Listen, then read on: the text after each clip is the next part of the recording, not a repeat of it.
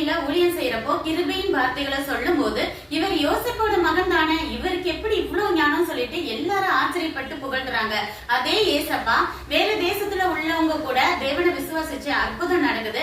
ஆனா சொந்த இஸ்ரவேல் ஜனங்கிட்ட அப்படிப்பட்ட விசுவாசம் இல்லைன்னு கண்டித்து உணர்த்தும் போது அவரை மலையில இருந்து கீழே தள்ளி விட பாக்குறாங்க.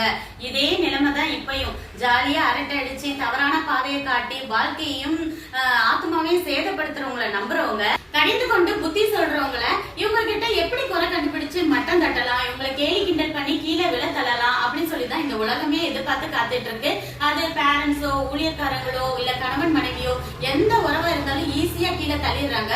ஒரு பழமொழி கூட இருக்கு, சிரிக்க சிரிக்க வைக்கிறவங்க சீரழிய சொல்லுவாங்களாம், அழல வைக்கிறவங்க அள்ளி உண்ண சொல்லுவாங்களாம். நம்மளுக்கு யார் அட்வைஸ் பண்ணாலும் அது உண்மைதானா கொஞ்ச நேரம் நம்ம மனசுல யோசித்தாலே போதும். அதை கேட்டு நம்மளுக்கு திருந்துற பக்குவம் வந்துடும். அந்த பக்குவத்தை தேவன்கிட்ட கேட்டு இன்று ஜெபிப்போமா?